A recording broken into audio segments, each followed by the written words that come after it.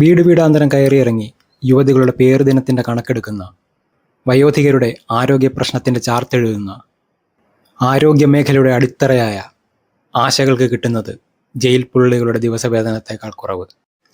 നേരം വെളുക്കുന്നതിന് മുൻപ് ഭർത്താവിനും മക്കൾക്കുമുള്ള ഭക്ഷണം, വസ്ത്രം തുടങ്ങിയ എല്ലാ അവശ്യ കാര്യങ്ങളും ചെയ്ത് അവരെ ജോലിക്കും പഠനത്തിനും അയച്ച് ചോറ്റുപാത്രവും എടുത്ത് പഴയ നൈറ്റിയും ഇട്ട് ജോലിക്ക് പോകുന്ന മൾട്ടി സ്കിൽഡ് വർക്കർമാരായ തൊഴിലുറപ്പ് ചേച്ചിമാർക്ക് കിട്ടുന്നത് സ്കിൽഡ് വർക്കർമാരായ ജയിൽ പുള്ളികൾക്ക് കിട്ടുന്ന ദിവസവേതനത്തേക്കാൾ കുറവ്.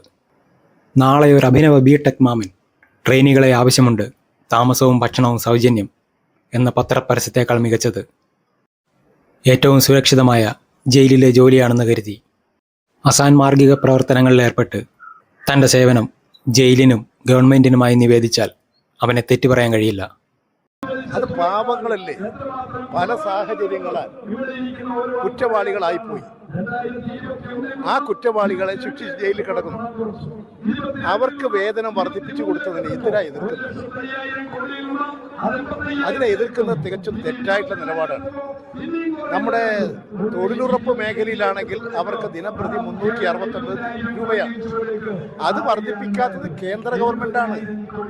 നിങ്ങളത് കേന്ദ്ര ഗവൺമെന്റിനോടല്ലേ പറയേണ്ടത്? ഇത് വർദ്ധിപ്പിക്കണം. അങ്ങനെ വർദ്ധിപ്പിക്കുമ്പോൾ മിനിമം വേതനം കൊടുക്കണം.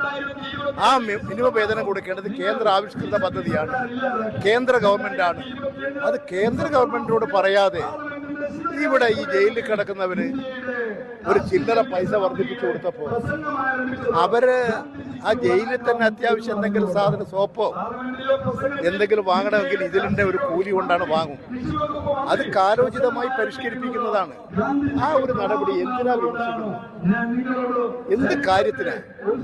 ഇത്തരം വിമർശനങ്ങൾ വന്നാൽ ഒരു ഗവൺമെന്റ് എന്താ ചെയ്യുക? അതിൻ്റെ അകത്ത് ഇടപെടുകയല്ലേ ചെയ്യുക? എന്തിനാ ഈ ദ്രോഹം ചെയ്യുന്നത്?